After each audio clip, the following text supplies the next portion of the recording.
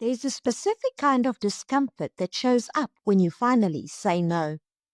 Not the kind where you're being rude or unreasonable, the kind where you're being clear, where you're protecting your time, your energy, your capacity, where you're doing exactly what every self-help article says you should do. And yet, it feels wrong. Your chest tightens, your stomach drops, you second-guess yourself immediately. You wonder if you were too harsh, too cold, too selfish. You rehearse the conversation in your head, trying to figure out if there was a softer way to say it, a way that wouldn't make you feel like this. And the guilt, it doesn't just whisper, it screams. It tells you that you've hurt someone, that you've let them down, that you're not the person they thought you were. And maybe, underneath all of that, there's a quieter fear that if you keep doing this, if you keep saying no, if you keep holding boundaries, people will stop needing you. And if they stop needing you, will they still want you? Here's what I want you to hear. That discomfort doesn't mean you're doing it wrong.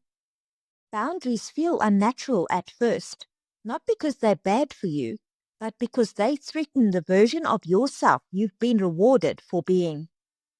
This video is about why boundaries feel so uncomfortable when you're just starting to set them. It's about the identity you built around being useful, available, and easy. About why guilt shows up the moment you prioritize yourself. And about why boundaries collapse when they're not backed by something deeper than just willpower. This won't tell you that boundaries should feel empowering right away. It won't promise that the discomfort will disappear if you just keep going, but it will help you understand why it's there and why feeling uncomfortable doesn't mean you're failing. Let's start with the foundational thing most people don't realize. For a lot of us, identity is built around usefulness and approval, not consciously. No one sits down and decides, I'm going to make my worth contingent on how much I give. But it happens anyway, because somewhere along the way you learned that being helpful made you valuable, that being accommodating made you loved, that saying yes even when you didn't want to kept you safe. And over time, that became who you are, not just what you do, who you are. You became the person people could count on, the one who doesn't complain, the one who shows up, the one who makes things easier for everyone else. And that identity worked. It got you approval. It got you belonging. It got you a sense of purpose. But here's the cost. When your identity is built around usefulness, boundaries become a threat. Because a boundary says, I'm not available right now. And if being available is how you prove your worth, then not being available feels like you're dismantling the foundation of your value. It's not just about saying no to a request.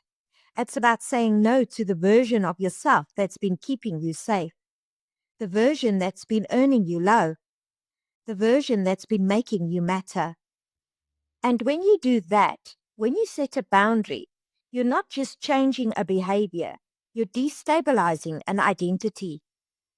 And that's why it feels so uncomfortable. Not because the boundary itself is wrong, but because it conflicts with who you've believed you needed to be. Now, let's talk about guilt. Because guilt is the alarm system that shows up when you violate an old rule. And the old rule is this: other people's needs come first. You might not have articulated it that way, but it's there. In the way you automatically say yes before you check in with yourself. In the way you prioritize everyone else's comfort over your own. In the way you feel responsible for how other people feel. So when you set a boundary, when you say, I can't do that, or that doesn't work for me, or I need space, you're breaking that rule, and your system responds with guilt. Not because you've done something wrong, but because guilt is designed to course-correct behavior that threatens belonging. And for someone whose identity has been built around availability, a boundary feels like a threat to belonging. This is why people say, I know I should set boundaries, but I just feel so guilty. They think the guilt is evidence that they're being selfish, but it's not. It's evidence that they're operating with an old rule that says, if I prioritize myself, I'll be abandoned. And when you've lived with that rule long enough, the guilt doesn't feel like an overreaction. It feels like truth. But here's what shifts everything. Discomfort doesn't mean you're wrong. It just means you're doing something unfamiliar, something your nervous system hasn't integrated yet, something that conflicts with the identity you've been performing. And that discomfort, it's not a stop sign, it's information. It's your system saying, this is new, I don't know if it is safe yet.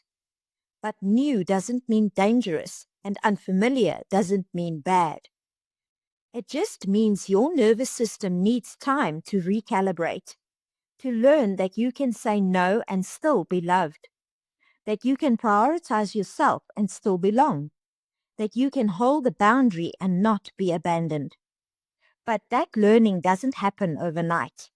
And it definitely doesn't happen if you keep interpreting the discomfort as evidence that you're doing something wrong. Here's the third piece. Your nervous system reacts to the loss of validation. Because here's what most people don't realize. When you set a boundary, you're not just changing your behavior, you're changing the feedback loop you've been relying on. If you've been getting validation through being useful, then every time you help someone, every time you accommodate, every time you put someone else first, you get the hit of approval, a sense of being valued, a confirmation that you matter. And your nervous system gets used to that. It starts expecting it. It starts needing it. So when you set a boundary, when you say no, when you're unavailable, when you prioritize yourself, that validation disappears and your system panics. Not because you're doing something wrong, but because it's lost the feedback it's been using to regulate your sense of worth. And when that happens, you feel the absence. You feel the silence. You feel the gap where the approval used to be, and your system interprets that gap as danger. So you collapse the boundary. You go back. You say yes when you meant no. You overextend yourself to restore the validation, not because you're weak, because your nervous system is doing exactly what it was trained to do. Seek the feedback that confirms you're safe.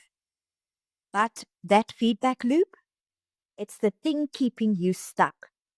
Because as long as your sense of worth is tied to other people's approval, boundaries will always feel like a risk. They'll always feel like you're gambling with your value. And when the stakes feel that high, most people won't hold the line. And this brings us to the fourth thing. Boundaries collapse without internal permission. You can know intellectually that you have the right to say no. You can understand that boundaries are healthy. You can even practice them. But if you don't believe on a deep nervous system level that you're allowed to prioritize yourself, those boundaries won't hold. Because external behavior requires internal alignment. And if internally you still believe that your worth is conditional on how much you give, then no amount of boundary setting will feel sustainable. You'll set the boundary. You'll hold it for a day, maybe a week. But the moment the guilt gets too loud, the moment someone expresses disappointment, the moment you feel the absence of validation, you'll collapse it. Not because you're incapable, but because you haven't given yourself permission yet. And permission isn't something you get from understanding boundaries. It's something you build through slowly, consistently proving to yourself that you can say no and still be okay, that you can prioritize yourself and still be loved, that your worth isn't contingent on your usefulness. But that process, it requires you to tolerate discomfort, to sit with the guilt, to let the validation gap exist without rushing to fill it. And most people don't know that's what's required. So they think they're doing it wrong when it feels hard. They think discomfort is a sign they should stop, but it's not. It's a sign they're doing something their system hasn't internalized yet. So let's bring this together. If boundaries feel unnatural, if they make you uncomfortable, guilty, anxious, it's not because you're bad at them. It's because they threaten an identity you've been performing for years. An identity built around being useful, around earning approval, around making sure everyone else is okay before you even think about yourself. And when you set a boundary, you're not just saying no to a request, you're saying no to that version of yourself. And that feels destabilizing because that version has been keeping you safe. And you might be feeling something right now, maybe recognition, maybe grief, maybe frustration that this is harder than it's supposed to be. That's okay. That's part of it. Because boundaries aren't just about what you say. They're about who you are becoming. And becoming someone who prioritizes themselves, someone who holds the line even when it's uncomfortable. That's identity level work. It's not a skill you learn. It's a version of yourself you grow into. And that growth, it's not linear, it's not clean, and it definitely doesn't feel good at first. But discomfort doesn't mean you're wrong. It means you're in transition. And transition is always uncomfortable. Because boundaries threaten old identities. They challenge the rules you've been living by. They ask you to prove to yourself that you're allowed to take up space, to have needs, to say no. And that proof doesn't come from one conversation. It comes from repetition, from holding the boundary even when it feels bad, from letting the discomfort exist without collapsing back into the old pattern. And slowly, very slowly, your system starts to believe it. That you can say no and still be safe. That you can prioritize yourself and still belong. That your worth isn't conditional on how much you give. And you can't rush that. And you can't force it. You can only practice it. Boundaries aren't enforced by strength. They're held by identity. And identity doesn't shift because you decided it should. It shifts because you proved over and over that the new version is safe. So if you're struggling with boundaries right now, if they feel unnatural, if the guilt is overwhelming, if you keep collapsing them, you're not failing, you're in the process. And the process is uncomfortable. It's supposed to be. Because you're not just changing what you do, you're changing who you believe you're allowed to be. And that takes time. You don't have to have it figured out today. You don't have to hold every boundary perfectly. You don't even have to feel good about it yet. You just have to keep practicing and trust that the discomfort is part of the shift, not evidence that you're doing it wrong.